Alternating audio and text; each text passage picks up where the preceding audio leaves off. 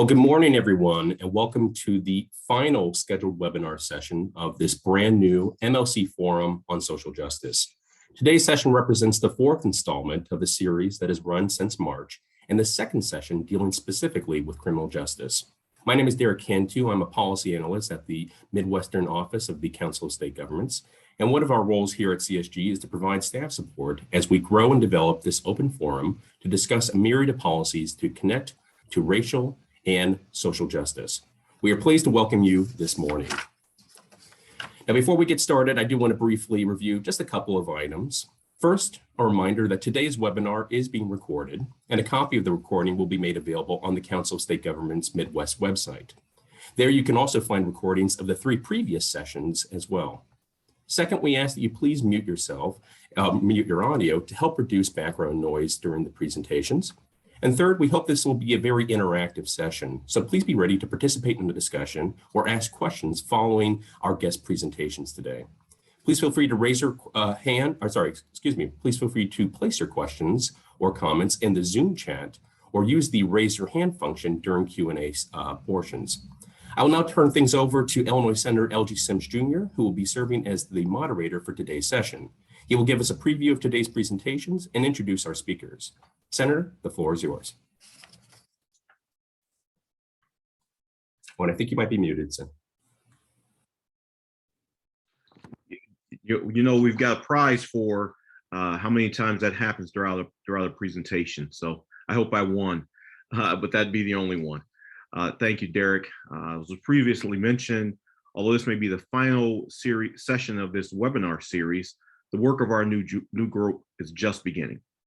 By way of background, the MLC Forum on Social Justice was established by the Midwestern Legislative Conference's Executive Committee to provide a new standing forum and opportunities for Midwestern legislators to discuss a wide range of social justice issues, including economic equity, systemic racism and discrimination, racial disparities in public health, education and corrections, police reform, voting rights, and more. Forum members will gather information on state and provincial efforts to address social justice issues, identify best practices, and develop recommendations for consideration by the Midwestern Legislative Conference as appropriate. The forum will also seek to provide professional development training opportunities for Midwestern legislators on topics such as implicit bias, how to talk about race, and strategies for bridging racial divides, among others. The forum will be open to membership and participation by all interested Midwestern legislators, and its leaders and governing structure will eventually be determined by forum participants themselves.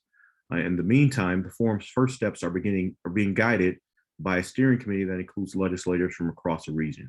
And let me take a pause and a breath for a moment and thank the steering committee for the work that they have done to get us to this point, including establishing the webinar series and the topics, but also for the support coming from the MLC Executive Committee for their work to invest in this most important topic.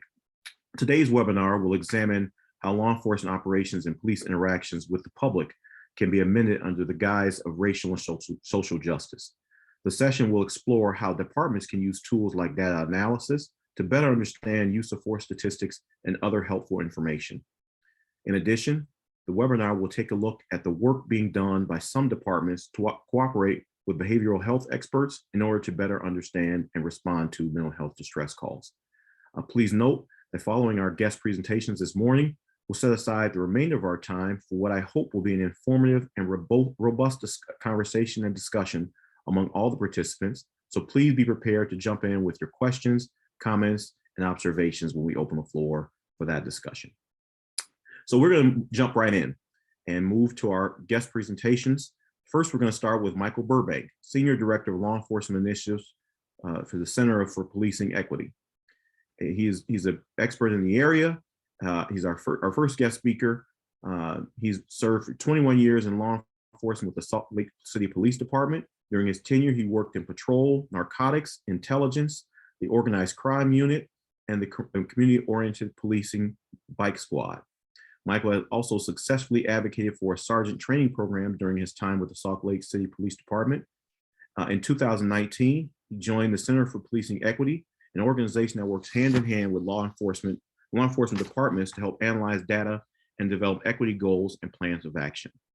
He also has a bachelor's degree from Columbia College. Michael's here today to talk more about the CPE and how their work advances racial and social justice in policing. Michael, floor is yours. Thank you, Senator Sims. I'm going to just share my screen now.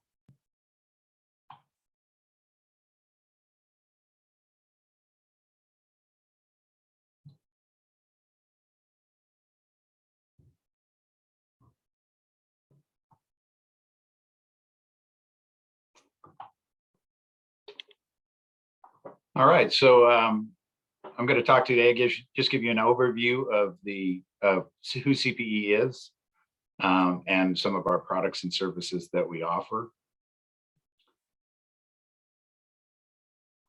So who we are, so the Center for Policing Equity was founded in 2008 by Dr. Philip Atiba Goff and Dr. Tracy Cassie. Tracy at the time was a Denver Police Department division commander. She met Phil at a conference. Phil presented on his belief that if social scientists were provided with certain data on police behavior, that they could really do something to change and impact racial disparities within policing. At that conference, Tracy kind of challenged him to put his money where his mouth is. The two of them got together. He came to Denver area. They met, did ride-alongs with police, learned in greater detail what data was gathered by police departments and how that could inform better practices and that sort of thing to reduce racial disparities in law enforcement. So CPE is a research and action think tank. We're committed to justice, centering community and safety needs, and equity and inclusiveness in police organizations. We're made up of a wide variety of people, research social sciences, race and equity experts, virtuoso data people, community collaborators, and former law enforcement professionals. The goal of CPE is to produce analysis and identify racial disparities in public safety and advocate for large-scale and meaningful change with the goal of reducing and ultimately eliminating any of those disparities. We're an organization that centers community. We believe that those closest to the problem are often the ones that have the best solutions. While it can be difficult to get marginalized and underserved community members to the table with law enforcement and city officials to develop a pathway forward, we believe that that is the best path moving forward, and we rely on data-driven solutions. Really, we always start and end with data and science. So our aim is to bridge the divide of communication, generational mistrust, and suffering. But most of all, we are the path that science can forge towards public safety, community trust, and racial equity. It should be noted that the work we do to improve the systems we currently have should not interfere with the work that's ongoing to create the systems we need. And any work accomplished inside the system should not be used as a shield against or an off-ramp away from the work the community is doing to address these issues. So what do we mean when we talk about reimagining public safety? For the Center of Policing Equity, public safety is more than just policing. Public safety refers to how systems of government ensure that all residents are safe. This includes, but is not limited to, policing. When evaluating public safety, we're looking really beyond policing. The security and health of a community, you must look in areas where there has been years of disinvestment, areas that lack basic resources to meet the needs of the community, where police become the only resource or answer when an issue arises. For there to be true public safety, communities must have access to appropriate resources. And in the absence of those resources, that leaves just law enforcement to handle situations that they are often ill-equipped to handle. And most community members and police officers agree that problems such as mental health, substance dependency, and people experiencing homelessness would be handled better in some other way than through law enforcement. Reimagining requires reflection and innovation. To reimagine public safety, a community must first systematically assess its current situation. How safe is the public? Are there systems of injustice at play within the public safety system? From this assessment, innovation and creative solutions can emerge with the goal of providing true public safety and equity to all. I like to point out that reimagining police and public safety as a whole is really only limited by people's imaginations moving forward. And I will concede budgetary constraints as well to some degree. So what does harm reduction and reimagining work look like in public safety? So harm reduction really involves improving the systems that we have currently. We're looking at the existing systems and trying to optimize for equity and responsiveness. In harm reduction, we really are talking about changes that can be made by law enforcement as it currently exists to reduce racial disparities. So we ask questions such as like, are police behaviors contributing to racial disparity? Does a department or agency have clear policies that will provide officers a clear understanding of what's expected of them? Do you have does an agency have early intervention programs, accountability programs, and that sort of things to monitor police behavior? The science clearly shows that individuals rely on biases when they are under stress, exhausted, multitasking, mentally tasked, and that sort of thing. And so to reduce the likelihood of relying on biases, an agency needs to be aware of these things and need to think about things like that. Do we have a wellness program for officers? Is the agency aware of staffing issues, the number of hours officers are working, not only on the job specifically, but in secondary employment or extra duty shifts? So are there any ways in which the department might be contributing to the conditions of officers as they go out onto the street, where they might be putting them in a situation where they're more likely to rely on quick snap judgments or bias? And then the other part of that is reimagining, and that really talks about and revolves around building new systems to replace what we have currently. New systems must be built to solve long-standing problems. How can civilian responders reduce reliance on police? And how can education, employment, and other youth programs address root causes of crime? Now, a lot of cases, the harm reduction and reimagining work are kind of interwoven. I'll give an example of that a little later in the presentation. But reimagining really is looking for other ways of providing public safety. So things such as co-responder models, violence interruption programs, things like youth diversionary programs. Communities, are really only limited, as I mentioned earlier, kind of by their collective imagination on how to solve the problem. So I want to talk about some of the different projects or programs we have within CPE. And the first is the Triage Response Team. The Triage Response Team was really born after the killing of George Floyd.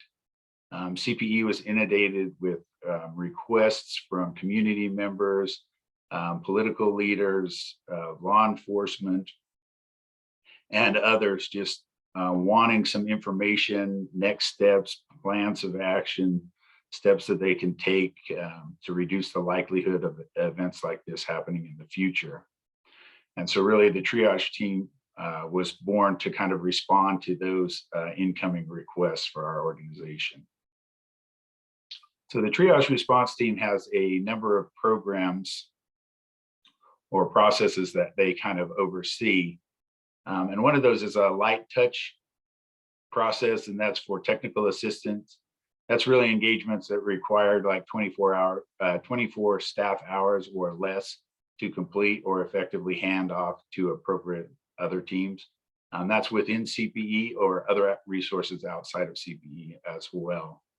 So, an example of this might be, handling presentation, just informing people about options and that sort of thing. If an area is looking for adding a community oversight board or something like that, CPE would put them in contact with resources that would help them create that opportunity. They also do what's called the thought partnership, where they're offering actionable recommendations and directives on what an entity should do to tackle a problem. This again starts to get into that really data-driven scientific approach to problem solving. And then a strategic partnership, which are requests that require multi-year high-touch level of service to accomplish the outlined goals and agreed upon goals. And then always data support requests to support ad hoc one-off analysis, identifying critical and credible data-driven interventions and solutions.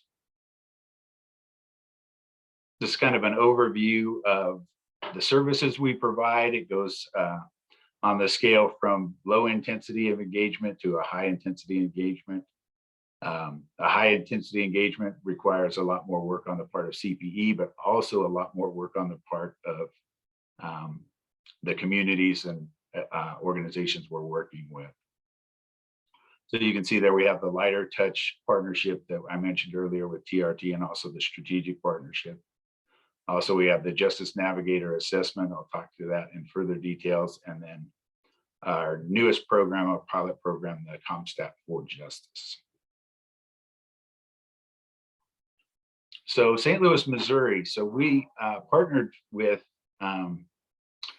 St. Louis Metro Police Department in 2017, and that was part of the National Justice Database project. And that really is a harm reduction approach, addressing, deployment practices and racial disparities within law enforcement. A digital report was delivered to them in September of 2021. And following that report, the city asked for CPE's help and advice on going a little bit further and actually moving into some of that reimagining public safety work and ways of better addressing some of the highlighted disparities from their assessment. So our current scope of work with the city of St. Louis involves the 911 CAD and RMS data and patrol workload, evaluating that, officer discretionary time, how that's being used and how much of that there is, alternate staffing plans, alternate deployment strategies, calls for service, policy review, and community engagement. We made recommendations based upon, but not limited to, accountability and transparency, use of force, mental health response, and alternate response models. The next program or project I want to talk about is the National Justice Database and the Justice Navigator assessment. So the National Justice Database is a conglomeration of data from police departments across the country. The program is such that we partner with law enforcement agencies. They provide us data around calls for service, crime, use of force, vehicle stops, and pedestrian stops. That information gets de-identified and goes into the National Justice Database that can be used for research and really understanding trends and that sort of thing nationally within law enforcement. Also, as a part of that program, they provide us their data. We also provide them a Justice Navigator assessment. The Justice Navigator is a digital platform, and I'll kind of explain that a little bit deeper as we move forward.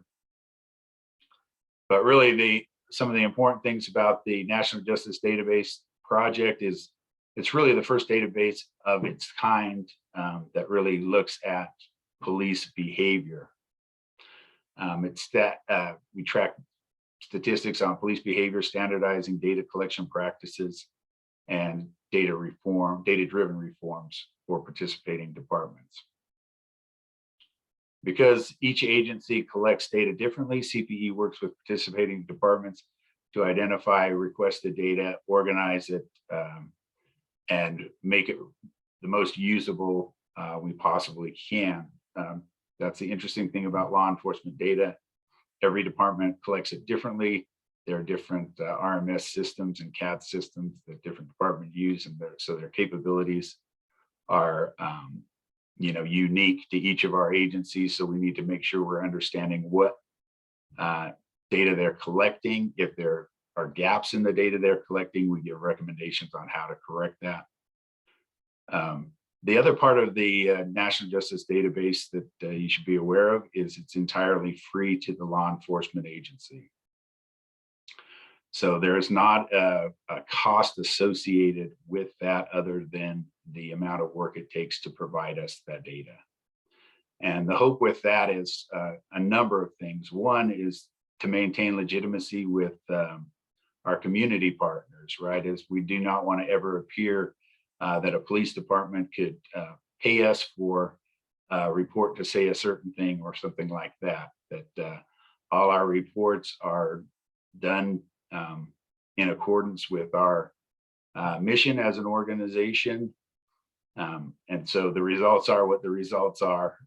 The department doesn't kind of oversee and can kind of, pay for, certain analysis or something like that to be done. It's a standardized analysis plan.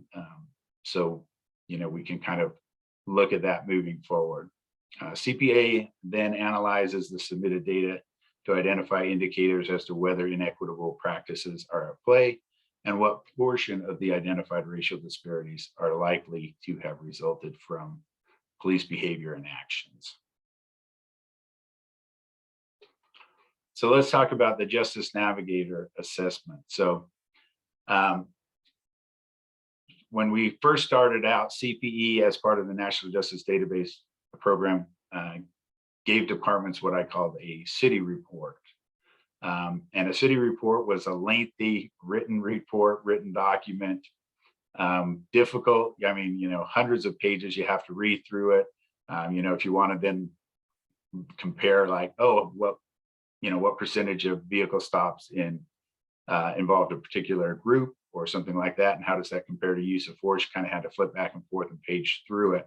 It was not very user-friendly. It was not a tool that could really be utilized by communities to hold agencies accountable and to do some of this work to provide a better public safety system. So to make it easier for the departments we work with and community members to actually use the information, we went to this dashboard type report that allows you to kind of just flip through and tab through like you would on a website, the different portions of the report. So the NJD, National Justice Database, informs the Justice Navigator, which, as I mentioned, is a digital platform that provides stakeholders with the analysis they need to monitor and redesign public safety. The Justice Navigator, what can the Justice Navigator provide a community and an organization? Is insight into 3 categories of police behavior: pedestrian stops, vehicle stops, and use of force.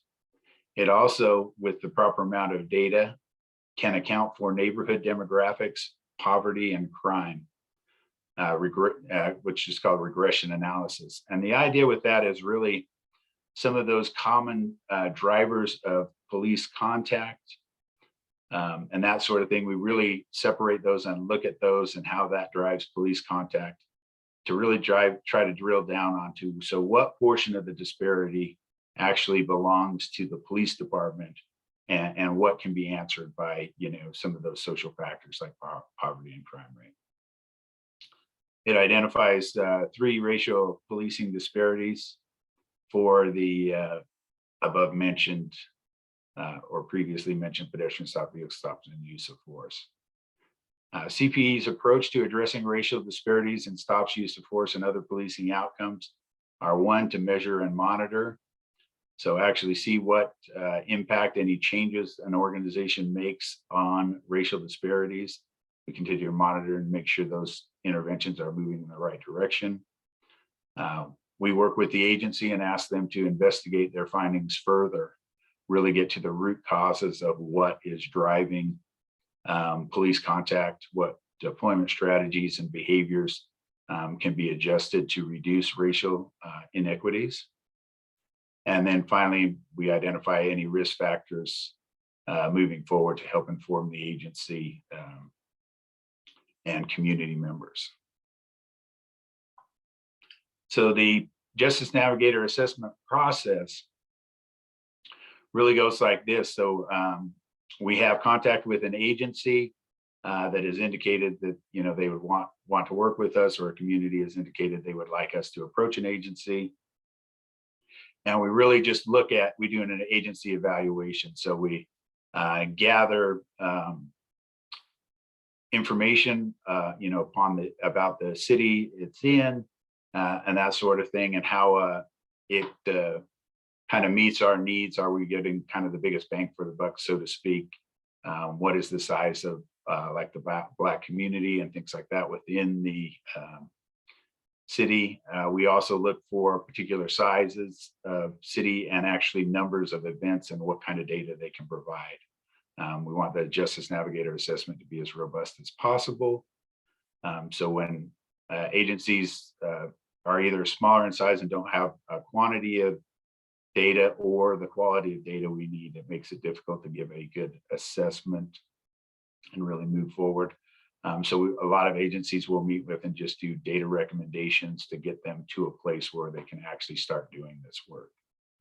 The next step is MOU negotiation and signing, and that's just coming to an agreement with the police department. As mentioned previously, there is no fee for the National Justice Database, but there is a lot requested of the law enforcement agency to meet the requirements of providing us the data we need to move forward. We also require that at the end of the process, the report is made public by the agency and appears on our Justice Navigator website.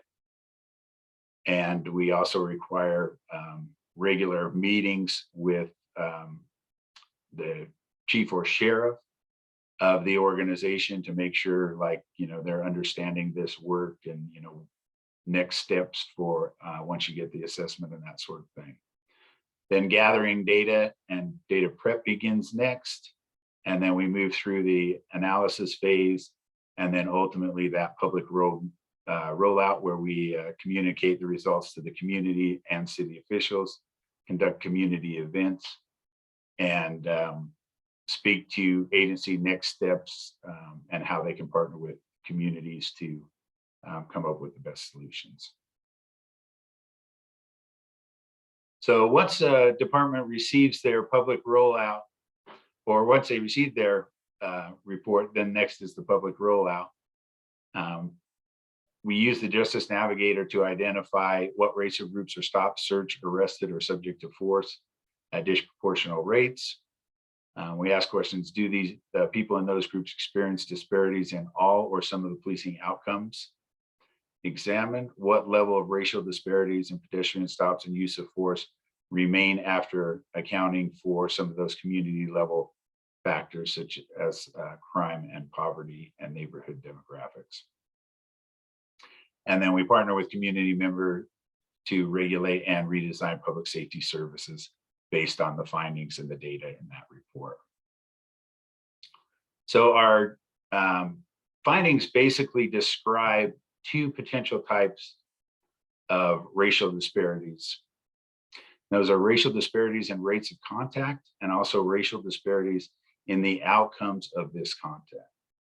So racial disparities in regard to contact exist when members of one racial group experience proportionally more police contact than members of another racial group. And then racial disparities in outcomes That's more along the lines of looking at the likelihood of a particular outcome of an interaction. So like on a vehicle stops, how many of those are ended in arrest, for example, or citation? And is that different across racial groups? So some of the additional products offered, once we receive completed data from the department, we offer what's called a data gap analysis. We go through the data they provided. We contrast that with what we requested. So we give them a report of everything we requested and what they were able to provide, and if there are any shortcomings in that data, such as things like missingness or lack of address or clarity and some things like that, or in some cases even demographics. And so at that point, we also give them a scope of work of what type of analysis we'll be able to provide them. Some additional products we offer is a policy review, an officer climate survey, and white papers. So our science team produces white papers based on investigation and research into police behaviors and that sort of thing. And we provide white papers to departments that have guidance on how to address some of those things. So those are usually driven by current national issues. So not long after the George Floyd killing, we did a white paper on proper police response to crowd management situations. We recently done one on promoting equity and community trust through humanizing language, right? And understanding how law enforcement is framing communication with community and how that can impact how it's received. And then our final program is a pilot program. It's our Comstat for Justice program. And it really is the National Justice Database on steroids, so to speak. It starts with a Justice Navigator assessment, but then there are secondary assessments done. C4J allows departments to design strategies that are directly informed by science, allowing departments to achieve change. They do reimagining public safety by elevating community voices and improving justice and safety outcomes. They evaluate and develop new strategies, allowing for regular updates and feedback from communities and key stakeholders. CPE conducts a needs assessment in order to deliver data-informed recommendations, and the police department leads an on-site team in implementation of a strategic plan and with technical assistance from CPE. So the process is just the initial enrollment and onboarding, then comes a needs assessment. They develop a strategic fair plan, make any adjustments as it's put into practice, and make sure that the transition team is in place and it's sustainable so they can continue to do this work once CPE kind of like pulls themselves out of that. And so the FAIR model is just an approach to technical assistance. The F is for focus on data, 2, address risk, 3, increase awareness, and 4, restore community trust. And so that concludes kind of my presentation. Let me stop sharing my screen. And then if there are questions, I would love to answer. Well, Michael, thank you so much. I appreciate your presentation this morning because I and many of my colleagues have advocated for an approach that mirrors what you laid out in the work that's being done by the Center for Policing Equity, looking at what we're doing across our states and provinces and improving those outcomes accordingly. This includes a recognition of the great work being done by our men and women of law enforcement, while at the same time recognizing that some communities are under-resourced and feel over-policed. Albert Einstein once said that the world as we have created is a process of our thinking, and it cannot be changed without changing our thinking. So what you are doing is you and the Center for Policing Equity is doing is investing in that work. Let me kind of kick off the discussion with a couple of questions because the work you're doing is extensive. And how many states and departments is CP currently working with? Yeah, great question. And so it kind of does depend on the program you look at. So the program I'm over is actually the National Justice Database and the Justice Navigator assessment. And we're currently actively engaged with 34 departments across the country. We are looking to expand our reach, so to speak. We have recently hired a new recruiter. Previously, thankfully, CPE didn't have to do recruitment. We were having so many agencies and cities reach out to us to do the work. We really had to upscale our staffing to kind of meet those demands. What we're learning, though, is we really want to be thoughtful in the agencies we're working with, making sure they're having the most impact. So we look at, population size, demographics of a particular city or agency, and that makes sure we're kind of targeting and making the best use of our practices. I can tell you the number of states we're working in, like I say, we're actively working with 34. Our triage response is nationwide. I mean, they probably have smaller projects that they're doing in almost every state. But for us, it's 34 agencies that are actively involved. But, currently several of those are in, Florida, several of those are in California. So it's not 34 states. Okay. You also mentioned changes to processes. Does this include advising departments on training and manpower assignments? So what training is appropriate and how to properly do staffing for departments based on incidences? Does that include some of the work that you're doing also? Yeah, so C4J, that really gets into like staffing, officer discretionary time, and some of that reimagining work specifically kind of addresses those things. The NJD looks at some of those things. We provide a heat map that looks at where crime is actually highest and how that relates to where officers' activity is and that sort of thing, and are they actually being efficient with their response models and their deployment models. Okay, perfect. I see Representative Slaughter just came on camera. Do we have other questions from other members? I don't want to dominate. Michael, I got tons of questions. You know me. We can talk offline. Yeah. And so, Michael, where does your overall funding come from?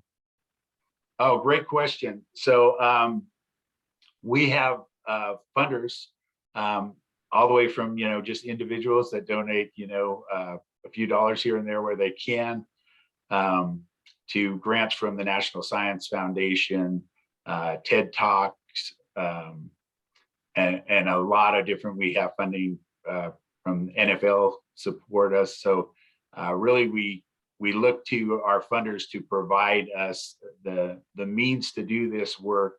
Like I say, with the ability to kind of maintain our neutrality and our commitment to be a resource for community and not just somebody who is somewhat responsive or owing to if a department paid the bills or something like that. Sure. So there's often and long time been a criticism and a complaint that there's a lack of a national database on police actions. The advocates have often said that's one of the necessary. Advocates for police reform have often said that's an area where we need to have that established. Are you seeing efforts to move towards that? And have you seen those kind of efforts come to pass? And would others have access to that national database or provide information that could be fed into it? Yeah, so that's a great question, and I will tell you that law enforcement data is notoriously messy. I mean, police departments, in their defense, this is relatively new, this asking police departments for this kind of information. Police departments are very good at tracking crime and that sort of thing. But when it comes to actually police behaviors, evaluating deployment strategies and that sort of thing for not only effectiveness, but also impact on equity and, underserved communities and things like that. We really are trying to get, even with our agencies that we work with, some sort of standardization. And that's terribly difficult. Like I mentioned before, everybody has different RMS systems, records management systems, and computer-aided dispatch systems. And so we don't advocate for a particular vendor or brand going forward, but we've done a lot of work with the agencies we work with when they're getting new systems to provide them some insight on what the system should be capable of and what information it should be able to capture. Quite frankly, we've had agencies that have come to us that we're really interested in working with. We start looking at their data, and they're not at a point where they can provide us what we need to even do this kind of work. It's sad to say, but in today's day and age, we have departments we've talked to that are not collecting race information. So how can you look at equity when you don't even know who you're stopping? You know what I mean? And have the ability to even do that work. So it is changing. It is a slower process, but I think more and more agencies are coming on board with, doing this type of work and understanding that that takes more robust data collection on their part. From a national standpoint, there is reporting to FBI and that sort of thing, but that's on particular crime. It's not really meant to be able to evaluate this type of work, equity work. So we're a long ways from being where there is a national standard that we could really look across, space and time and see how things are. Sure. Well, and I know Representative Slaughter will talk about this a little bit in a little bit later. But here in Illinois, we built in, we had a traffic stop study that was forwarded and passed originally by President Obama when he was a member of the Illinois State Senate, and we moved to require that data to be collected permanently. It was on a renewal basis where it had to be renewed every 5 to 10 years, and we moved to where that data had to be collected on an ongoing basis permanently. But then expanded it also to pedestrian stops, so that not only were we stopping, we were identifying and understanding the data collected from the individuals who were being stopped from traffic violations of traffic stops, but also pedestrian stops as well. We've got a question in the chat from Senator Erica Geis from Michigan. How do we inform our police departments and local units of government about CPE's tools and resources? And then she's got a second question, but I'll let you ask the first one first. Yeah, so we have a website, the Center for Policing Equity, you can look at. There's contact information there. I can have Derek share my contact information. Anybody that's interested in working with CPE, we can talk more in depth about the different programs we have and, try to find out the best fit for you or your particular agency. And then the second part of that question is, does asking departments to engage with CPE require legislation or policy changes? Typically, no, not at all. There might be some constraints, state law constraints on things such as juvenile crime numbers and things like that, that can be barriers, but we can certainly work around those things. The reality is we understand no department we've worked with yet has provided us everything we asked for at CPE. Just they're not capable yet of doing that. Some are better than others, but we really do kind of modify our approach, or not really our approach, but the number of analysis we provide and that sort of thing, to try to give them as much information and as robust report as we can. Understanding that there might be some stuff that's lacking. Michael, you just, as you were talking, spurred another question from me based on Senator Geis's question. Is there anything that states could do proactively to help you, to assist with your efforts to help departments, to help you get to establish protocols and work with departments? Yeah, so great question. And there is a lot you can do. And it sounds like in Illinois, they've done some of those things. Statewide mandates for collecting certain data points and that sort of thing is hugely helpful. California, for example, has a whole reporting standard on use of force, police use of force, pedestrian and vehicle stops, what needs to be collected by agencies. That's hugely helpful because it gets basically every agency in the state at least at a kind of a minimum level of data collection, right? And to be data informed and understand the science, you really have to have, we have to be able to look at the information and, analyze it and see what pathways it provides to correcting and reforming some of the damage policing has caused. Okay. Well, I see Derek has dropped your email into the chat. So I would anticipate, or I think you should anticipate some emails from members of this group, Michael, because this is a group that certainly is involved and thoughtful about this topic. And as legislators, we are always trying to figure out what is that next legislative measure that's going to help improve this process. So anticipate some of those questions. I don't see any more questions in the chat or any other hands up. But so Michael, you're certainly welcome to stick around and participate in the discussion as we move towards the other presenters. But I'm going to keep moving us along, and want to thank you this morning for your presentation and for the great information, because it was extremely helpful for us to understand what the work that the Center for Policing Equity is doing to improve the profession of policing overall and the relationship between law enforcement and communities. Thank you. Yeah, I look forward to further contact and discussion. Absolutely. Thank you so much. Next, we have Dr. Aisha Delaney Brumsy, Director of Behavioral Health for the Council of State Government's Justice Center. She is in that role. She has been able to research and understand how law enforcement activities interact with mental health, substance abuse, and the unhoused population. Aisha has extensive experience in this policy area, having previously worked as the Director of Behavioral Health Research and Programming at the New York City Mayor's Office of Criminal Justice, and as the Director of Substance Use and Mental Health Program at the Vera Institute. She possessed a PhD in clinical psychology from UCLA. In continuing the theme of exploring changes to traditional policing activities, Aisha is here today to talk about the growing phenomena of law enforcement collaborations with behavioral health experts in order to respond to mental health calls in a more science-based approach. With that, Aisha, the floor is yours. Thank you so much, Senator Sims. I'm going to go ahead and share my slides.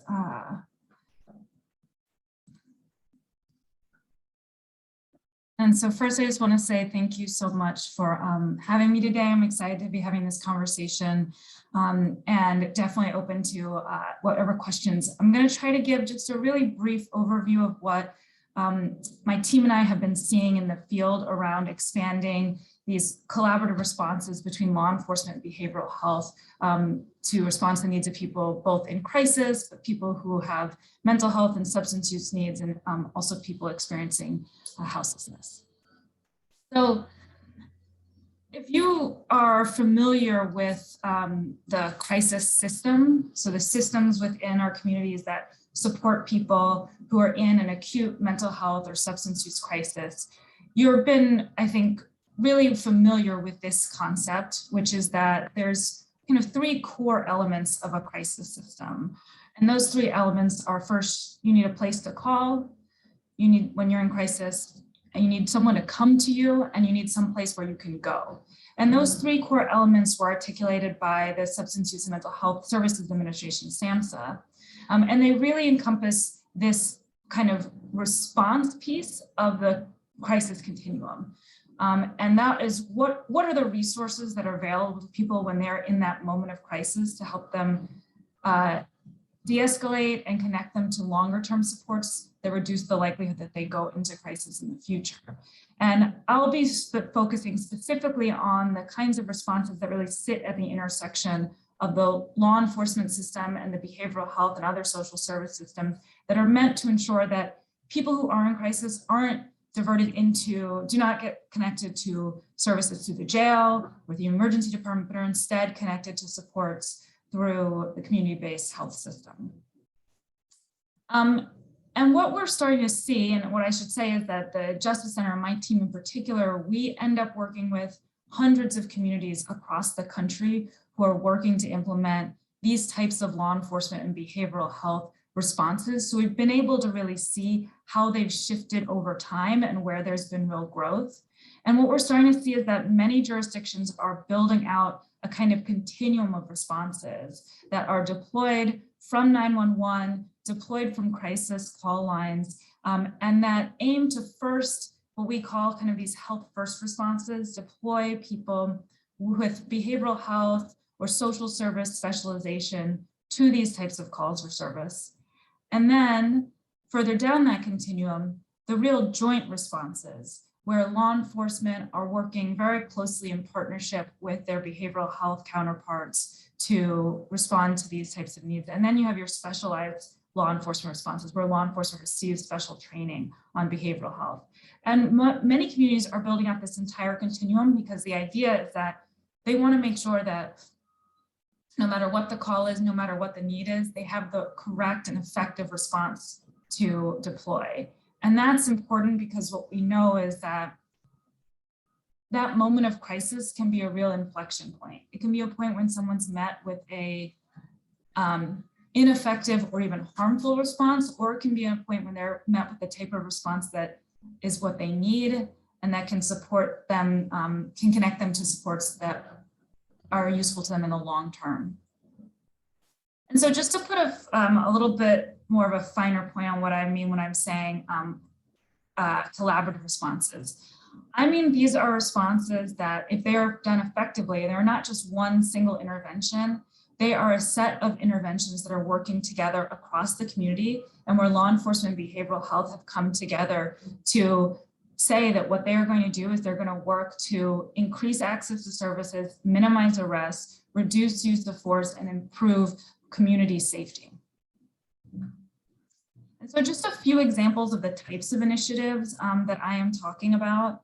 When I talked about those health first models, many of you on the phone will probably be familiar now with the CAHOOTS program. It started in 1983, but in the past few years, especially the past 2 years, have gotten a lot of attention, and a lot of communities across the country are adopting similar models. These are models where you're sending health staff to 911 calls for service. Sometimes it's social workers, sometimes they're peers or community health workers, sometimes they're behavioral health staff paired with EMS and paramedics. And communities across the country, from Denver to Rochester to Atlanta, have started to build out these types of health first responses so that for the calls where someone is in crisis and law enforcement isn't needed, they can have real immediate access to care, which is a real revolution in the way that immediate mental health services are provided, and also allows for reduction of the use of law enforcement so that those resources, those public safety resources, can really be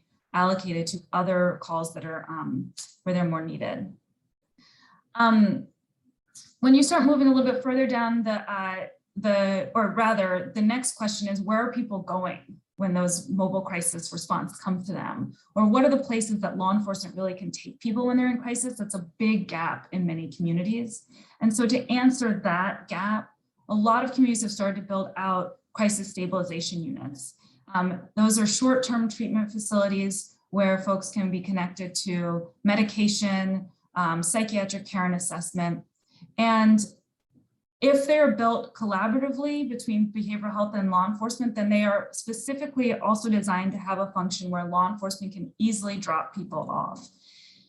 That means that places like Tucson, Arizona aim to have law enforcement be able to drop someone off at the crisis stabilization unit in less than 10 minutes, which makes it so that law enforcement officers are much more likely to be able to take someone there and then get back on the job to their regular patrol. And it's significantly less burdensome on them than connecting someone to the emergency department, which can also take hours and also isn't necessarily a place to get the most effective care. As you're also thinking, some examples of those types of collaborative responses that I mentioned, or those joint responses, really, one of the things that we're starting to see communities really adopt are models like homeless outreach teams, where you're seeing law enforcement officers and homeless services staff either respond together to calls for people who are experiencing homelessness, or where law enforcement officers have specialized training in understanding the needs of people who are homeless and also the resources that are available in their community. And many of these are very effective. This is just one. Wichita Police Department's homeless outreach team helped to decrease the Wichita's chronically homeless population significantly over the years. It was one of the major interventions that community put in place. Similarly, other initiatives that pair law enforcement and behavioral health together are looking to address other types of needs, such as the needs of people who have frequent contact with law enforcement. And so this one is an example of an initiative in Harris County, Texas, where mental health clinicians, law enforcement know who some of those high utilizers or familiar faces are. And they not only respond to calls for services, but they also try to connect them to ongoing case management and social supports. And you can see here that they were able to realize a 53% reduction in use of emergency detention. And that also was associated with $80,000 in savings. So both a improvement in the way people are being responded to, but also a cost savings for the community. And so those are just like very high level examples of some of the types of initiatives. But what I want to emphasize is that the communities that are most effective at this is they are building supports that pair law enforcement and behavioral health together to look at the same challenge. And that challenge is the over incarceration and disproportionate law enforcement contact for people with behavioral health and substance use conditions, people experiencing homelessness. And they sit down together and they say, how do we address that? And particularly states have been supporting their local partners to do this in a few ways. They are doing things like ensuring that there's leadership commitment for this work. So over the last several years, there's been significant, as you just heard from Michael's presentation, significant legislative changes to support for states looking to help improve the way law enforcement operates. And many jurisdictions are doing things like setting up collaborative councils where states, local partners, law enforcement, behavioral health are saying that this is a challenge that we want to address, and they're working on it together. They're also doing things like what we saw in Minnesota, where they worked to allocate an additional $8 million to expand really the set of crisis services that are available, from a crisis line to mobile crisis. And so that kind of leadership commitment says that to local law enforcement, to behavioral health, that this is a challenge that they should be working on. In addition, it helps to foster and help connect people across those two siloed systems. And so when you see these strong partnerships between law enforcement and behavioral health, it's a way those help develop some of the kinds of solutions that you heard here. Many crisis stabilization units across the country were built without consideration for how law enforcement could utilize them as a point to drop off someone in crisis. And when that happens, that means that people in crisis end up going elsewhere. They end up going to jail, they end up going to the emergency department, because law enforcement is neither necessarily aware of that as a resource, or the unit isn't set up to allow for easy access. So those strong partnerships are really key to ensuring that the solutions that are developed work for both systems. The third thing is that the communities aim to really scale programs and initiatives, build them to scale. So it's not simply enough to implement just the pilot programs that many jurisdictions had originally had, but now we're starting to see people do things like saying, it's fine that we have a mobile crisis team that operates Monday through Friday, 9 to 5, but now we need to make sure it's operating 7 days a week, 24/7. And so we're starting to see jurisdictions really build up to scale. And finally, They're using data to identify their challenges, but also to examine the impact of these initiatives and make continuous quality improvements there. And so the Justice Center has a number of resources to help jurisdictions on this journey, from either having no resources for how to improve law enforcement responses to people in crisis, all the way to jurisdictions that are really expert at that and trying to refine it. The first set of things that we have is a series of data-informed briefs, briefs like this one, which is a review of how states can support local crisis systems, including these types of collaborative models. And we draw significantly on the wisdom and best practices and good outcomes from the state and local jurisdictions that we've been working with. The second is that any jurisdiction around the country who's interested in receiving free consultation on how to improve their outcome and how to improve these initiatives can reach out to us through one of our 2 technical assistance centers. This is the one for Center for Justice and Mental Health Partnerships. And from there, we're able to provide a range of resources, whether that's if someone's looking for an example training on how to train law enforcement officers to identify the signs and symptoms of mental health conditions, or whether that's they want to visit another jurisdiction who's built up an initiative that looks just like theirs. So we have actually 14 communities across the country who really excel at developing these types of responses. One of them is actually Wichita, another one is Harris County. But if a community is looking to, for example, embed a clinician in their 911 call center, so that clinician can be on the phone when someone's in crisis and they can help de-escalate them, provide crisis counseling, connect them to support in lieu of having to send an ambulance or law enforcement, then we're able to send them to Houston, Texas, which has the oldest, as far as we are aware, the oldest in the country 911 crisis call diversion program. They're able to go visit them for free, see how it works, and see whether it makes sense to bring that back to their community.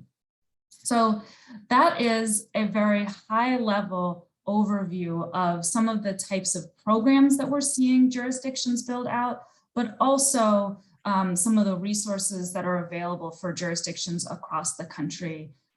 Should anyone in your jurisdictions be interested, please have them reach out. We're always happy to support and help.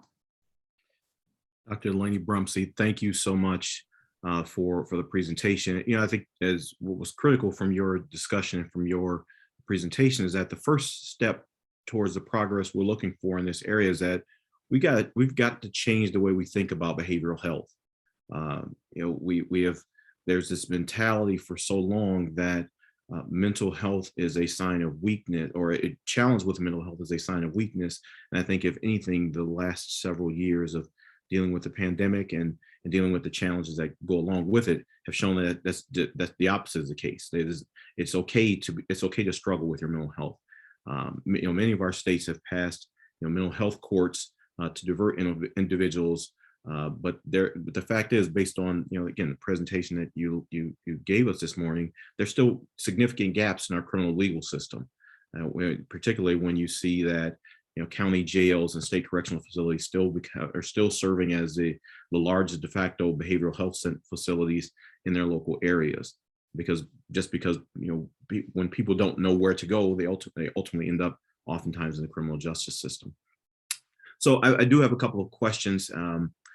One is Illinois fairly specific, but I'd like to kind of hear your experience of this development here in Illinois and other states. So we've got, and Michael talked about this a little bit in his presentation as well, these co-responder models. How prevalent are those becoming around the country, and where are you seeing the most effective examples of those co-responder models? That's a great question. There's not, to my knowledge, a national survey on exactly how many co-responder models there are across the country. However, the University of Cincinnati just did a survey of the major city chiefs association agencies, so some of the largest agencies across the country. And co-responder models was the most common type of initiative that those agencies had. And that really squares with the experience that we've also had when we're talking about working with the grantees that we have. And those are the jurisdictions that I mentioned that have, where we've been working with well over several hundred of those jurisdictions every year. And so in terms of where you're seeing some of the most effective ones, I would say that the one that I mentioned in Harris County is a really nice example, but there's also really really interesting models that you're seeing crop up in places that aren't even your that are not your largest jurisdictions. So for example, in Yavapai, they have kind of a combination of a mobile crisis and co-response. This is Yavapai County, Arizona. It's a 8,000 square mile community, which I believe I keep forgetting exactly what size state it is, but I think it's about the size of Massachusetts. They're actually able to deploy a mental health clinician to respond when there's an officer on the scene who's encountering someone with a crisis, who's in crisis, in less than 30 minutes. And so if you're familiar with how mobile crisis might work in a lot of other communities, sometimes that response time is 24 to 48 hours. It's far too long for a law enforcement officer to spend there. So we're seeing these types of models be developed all across the country. There's other models where law enforcement are paired with a clinician via telehealth, which is also a really nice model for jurisdictions where there are not enough clinicians who live in that jurisdiction. So co-response teams are, I believe, one of the most common types of collaborative responses that you're going to see in any jurisdiction, and they can really be shaped to fit the needs and resources of those communities. Another one of the items that you talked about that struck me was the experience of Houston and the Harris Center, and how addressing, and this is one of those items I know we've had conversations about here and at other in this forum, but also at larger gatherings of both the Council of State Governments and the Justice Center, that addressing these issues, it's good for public safety, but it also makes good fiscal sense, because you talked about significant savings that happen when you address the providing behavioral health services versus as opposed to incarceration. Because if you just direct someone who has a behavioral health problem just into a correctional facility and don't address the underlying behavioral health challenger, then you're double paying for services. You're paying for the services to house the person in the correctional facility, and then eventually the person is going to have behavioral health treatment. Are you seeing the efforts across the country to have more discussions about how investing in community-based behavioral health makes good fiscal sense? Absolutely. I would say that particularly in the last few years, as jurisdictions are starting to prepare for the launch of 988, a lot of jurisdictions have been thinking about the need to invest more heavily in their community behavioral health, because they're recognizing, to your point, that if you don't pay for it up front, you're going to pay for it at the end, and it's going to be more expensive. And so I do think that we're starting to see that kind of deeper investment. I would also say that the deeper investment that's important here is ensuring that people are investing really as much as possible up front. So thinking about investing in how you divert calls at the point of 911, how you divert at the point of law enforcement contact.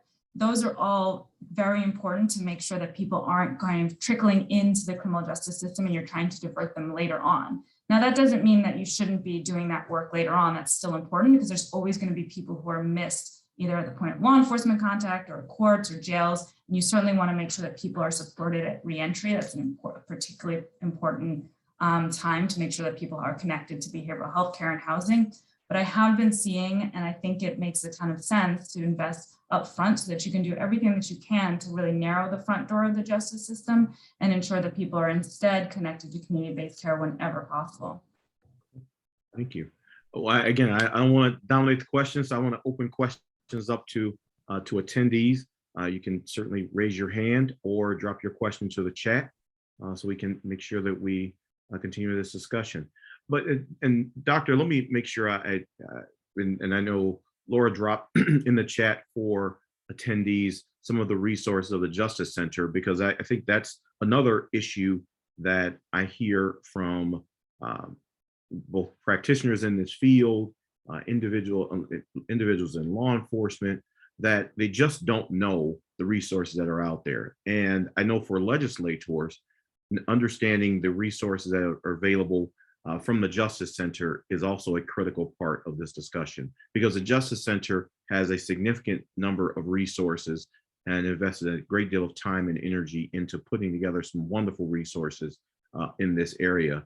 So having those be available to members would be great. And could you talk a little bit about those offerings from the Justice Center too?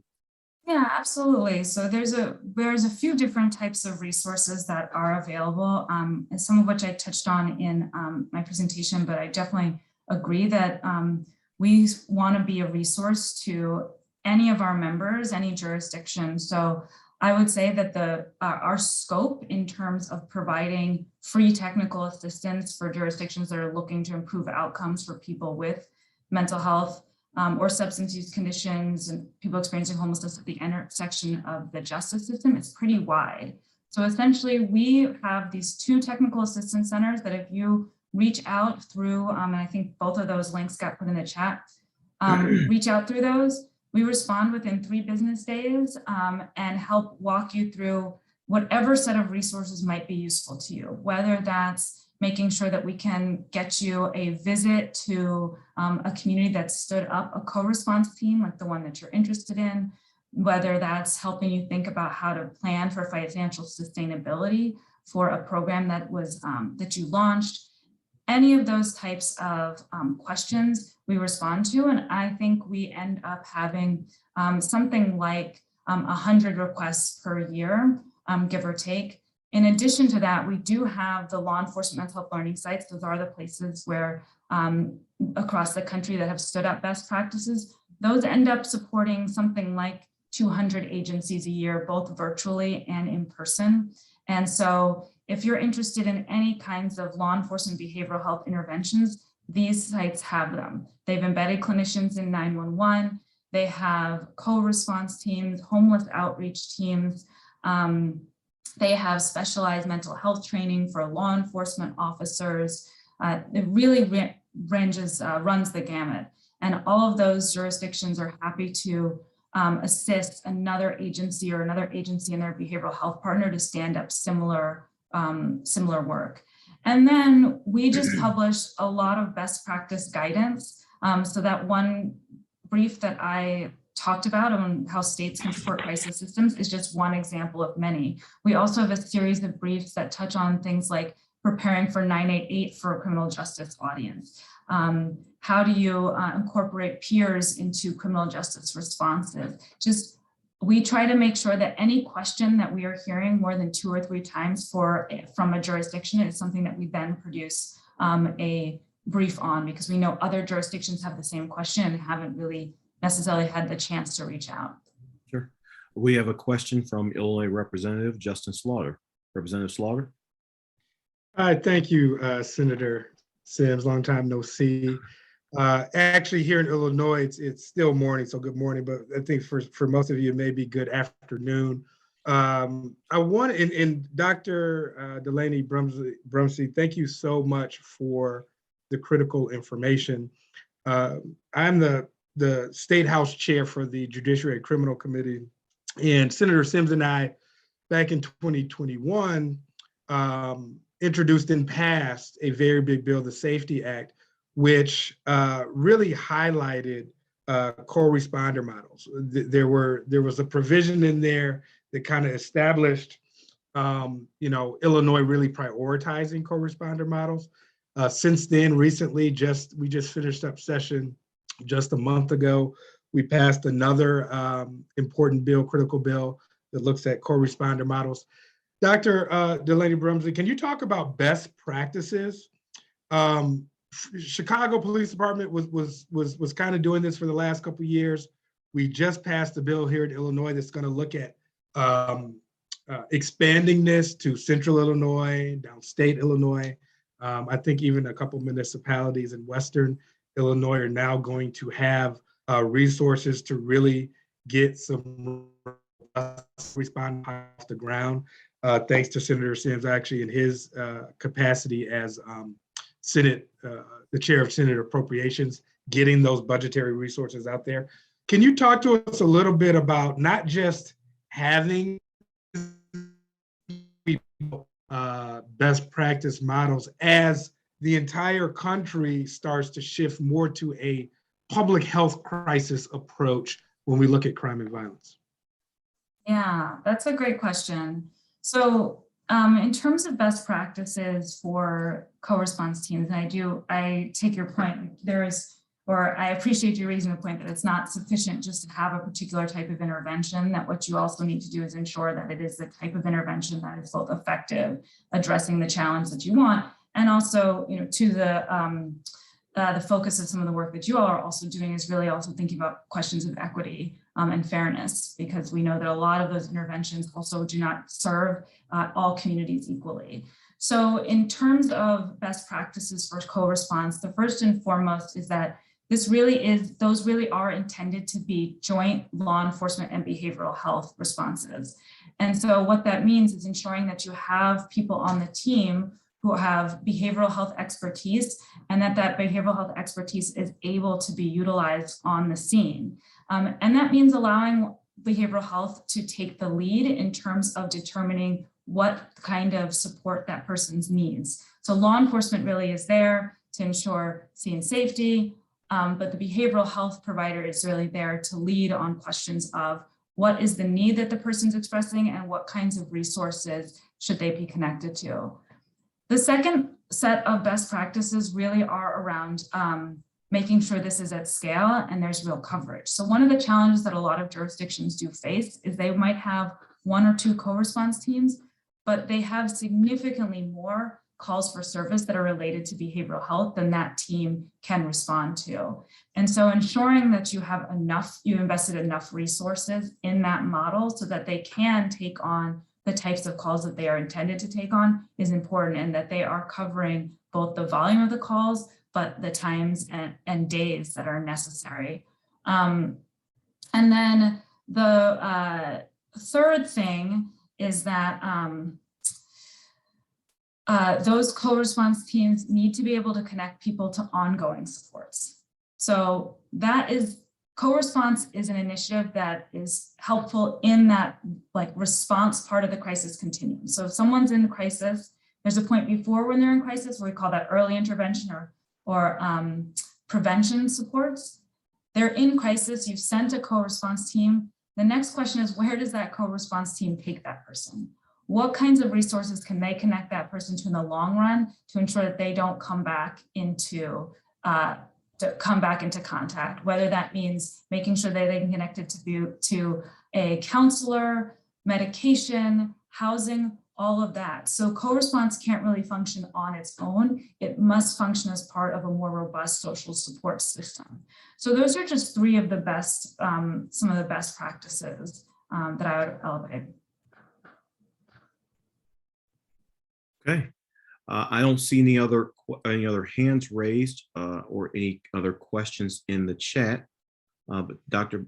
Delaney Brumsy, thank you so much for your presentation. It was very helpful. I know, again, as I talked about, we've had some developments, and Representative Szlar just pointed out, we've had legislative developments here in Illinois where we are trying to take those best practices we're seeing from around the country, but also the best practices we're seeing from departments across Illinois to figure out how we can then standardize and invest in these efforts that will help us recognize when an individual is in crisis and provide those appropriate supports versus when they are only a threat to public safety, and addressing those, trying to address those very different realities differently. So thank you so much. We're going to jump right into our open forum. And Representative Slaughter, since you started and you kicked off a little bit the discussion. Thank you, Dr. Delaney Brumsy. You kicked off the discussion. You talked a little bit about the Safety Act I'd like you to spend a few minutes just talking about the Safety Act, which colloquially stands for, or which stands for safety, accountability, fairness, and equity today. Talk about what that bill is, what it consists of, but also the process and how it has and how you plan for it to change policing, the process that it took to pass the legislation, and any other issues that would help us to understand the efforts that Illinois undertook. Sure. Thank you, Senator Sims. And like most states, the last couple years here have been full of robust discussions from individuals, entities, legislators all across the public safety spectrum, whether you're more conservative, law and order, or if you are liberal, that is focusing more on reform. One of the interesting things about Illinois is that we actually, at the state government level, have the largest Black caucus. So criminal justice reform has been at the forefront of the state of Illinois for quite some time. Really what we wanted to do in pivoting from the not just state, but the entire country grappling with George Floyd and all the various protesting and interesting discourse that was unfolding throughout the country. Myself and Senator Sims, but as well as the entire Illinois Legislative Black Caucus, was able to pass the Safety Act. This was a robust, very comprehensive dive into our criminal justice system, really highlighted by two main buckets. One was police reform, and in that matter, we looked at a lot of different aspects of policing, whether that was looking at how we roll out best practice training, whether it was increasing transparency and calling for a statewide body cam program. Another big thing was we wanted to provide and have a more robust, effective decertification apparatus in place, right? Many of our states having licensing schemes. Illinois was kind of lacking that.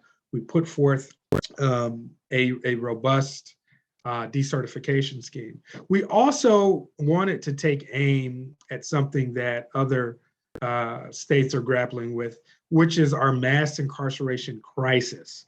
Many of you are familiar with that. We are locking up and detaining and incarcerating individuals at an alarming rate, especially as you look at either a state by state breakdown, or when you look at just the United States of America in general and how it compares globally. One of the main provisions around that was looking at sentencing. What were we going to do differently with sentencing? We are ending cash bail in the Safety Act. What we do is from 100%, we end cash bail. The reason I say that, New Jersey pretty much ended cash bail. They kind of did it maybe like 85, 90%. We are totally eliminating cash bail, ending wealth-based detention, where we're pivoting to a system that's more so going to look at the actual severity of the offense. We'll look at all the myriad of different factors that go into if the individual is either a flight risk or a true threat to the community or to a particular individual. And so we wanted to look at fairness and what that meant in regards to the system. And we do believe that that's going to increase public safety, in that we right-size the system. You'll have more offenses that are violent and dangerous offenses, those individuals being detained, while having lower level nonviolent offenders being able to be treated and assessed in the community. And so these are just some of the big things. Also, I'll mention one other last one, Senator Sims, which came after the Safety Act, but it was the Reimagined Public Safety Act. This is kind of our third big prong that we wanted to address. So police reform, sentencing reform. Then we came back as a legislature and did violence prevention. We were able to leverage ARPA dollars coming in, and what this represents is the largest investment in violence prevention efforts that our state has ever seen. It's $250 million over, I believe, two and a half years.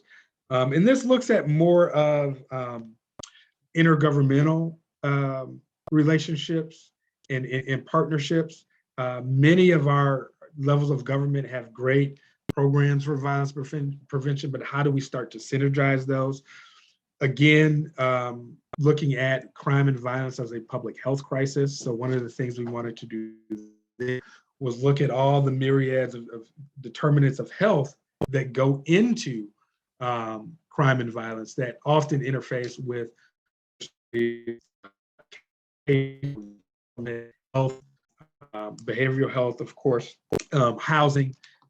There's even environmental justice that kind of plays into this. But how do we take all of those factors and have them integrated into our solutions as it relates to violence prevention? And then also the last piece of that is looking at best practices, wanting to do what works, right? Looking at how we address this, not only socioeconomically, but as a government being fiscally more responsible as we try to address this. And so that's kind of what we've been doing here in Illinois. Again, looking at these three major prongs: police reform, sentencing reform, and then violence prevention. It's been quite the interesting process, Senator Sims. You can probably chime in on that one. But what we are doing is holding firm on the purpose and the objective of these reform measures, these transformative, robust measures that we've put forth, but at the same time, cultivating a spirit of collaboration with stakeholders so that we do get this to the next level with implementation. So all of us are very familiar with a bill and a law being words on a piece of paper, but then how do you implement that and bring those words to life, bring these initiatives to life? And so that's the phase that Illinois is now in. It's been quite the honor to be at the forefront of it, and it's an ongoing process. Absolutely.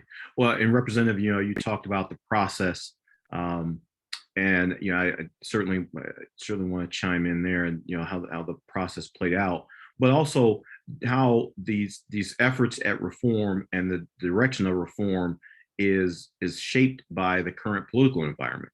I mean, I don't think it's lost on any of us that the narrative that has been created and the narrative that's being discussed is one that sounds eerily familiar to many of us about times going by. One of we talked earlier in the presentation, earlier in the discussion today, about some of the previous efforts. And one of the efforts we talked about was the passage of Senate Bill 1304 during Michael's presentation, where we talked about some of the changes that happened during that process, during the passage of that legislation. But it took place, and that bill passed back in 2015, where we were having these broad-based discussions nationwide.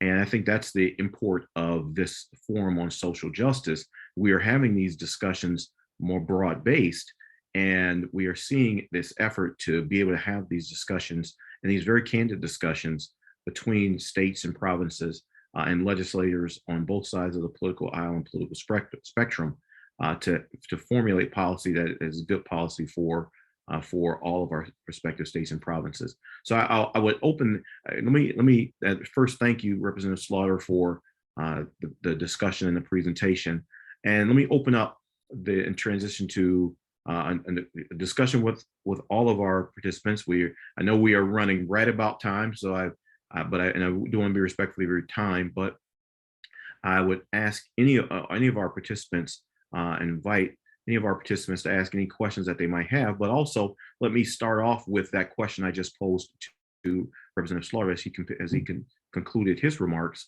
what are you seeing as those the impediments in the impediments to reimagining public safety as we engage in this this dialogue, or as we see this this highly polarized political environment? So I throw that out, open that question to anyone. And Representative Slaughter, you certainly, if you're so inclined, just kick us off. Right, and I will. And Senator Sims, it's interesting, but I would imagine it's playing out like this all throughout the country. But we've got to stay the course with cultivating a collaborative spirit. You know, when you talk about change is difficult. You know, this is not, and public safety is now the most pressing issue nationally, but it's so very critical as it seeps into every other genre of policy. If folks don't feel safe, if people don't feel that the system is fair and equitable as it relates to public safety and how criminal justice reform plays out, these things start to have an impact, as you know, on economic development, on our school system, on other important things that permeate throughout our society. So no, I think that the solution is staying to course with stakeholders, having the difficult discussions, especially with practitioners, especially with law enforcement. You have to have these discussions and continue to bring in the different perspectives all across the public safety spectrum. One thing that also you, Senator Sims, attempt to always do is to level set and tell the truth about what is actually happening. When you look at the disparities in our system and look at what's happening, we don't want to be insane. We don't want to do what we've always done and then expect this different result. And so really it's coming down, as you know, to really a two-step sort of process. One question is there an issue? Should we be looking at changing and addressing this challenge? And then secondly, what is that solution? How do we address it? Here in Illinois, across the country, what we're seeing is we can't even sometimes get past that first question. Some folks don't believe that things should be changed. Some folks believe that perhaps we should be turning back the clock to the rise in what actually is the impetus for this mass incarceration crisis. And so being able to address the polarizing discourse, but at the same time, continue a collaborative spirit in the dialogue with stakeholders. Sure. Yeah. I'm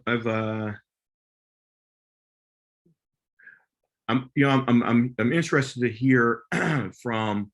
Thank you for that input, Representative Slaughter. I heard there was a comment in the chat. Senator Larson, I'm sorry you're having those technical difficulties, and I hope that you can log back in. And I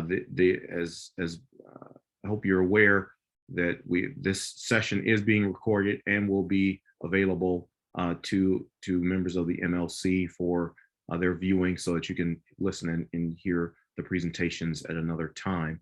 I'm interested, again, any other input or thoughts on that question of the ability to reimagine public safety in an era of heightened political polarization? Anyone else want to chime in? Or are there, if not that question, any other questions that participants want to address?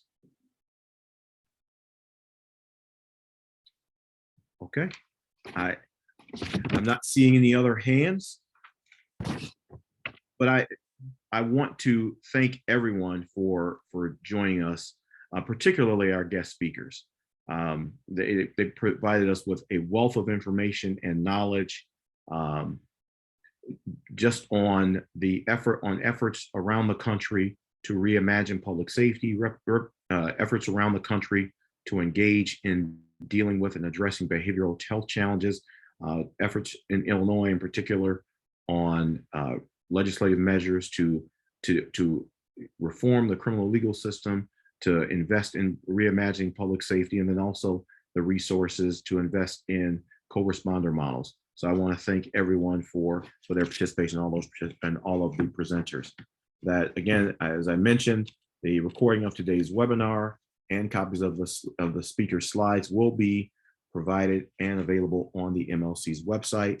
Again, I want to be respectful of your time and thank you for spending your Friday afternoon and morning with us, because this is a very important topic. And as we engage in these legislative discussions to have the policy developments, it's necessary for us to have the background to help us improve this area. And I thank you for your time. And with that, we will adjourn today's webinar. Thanks everyone for attending.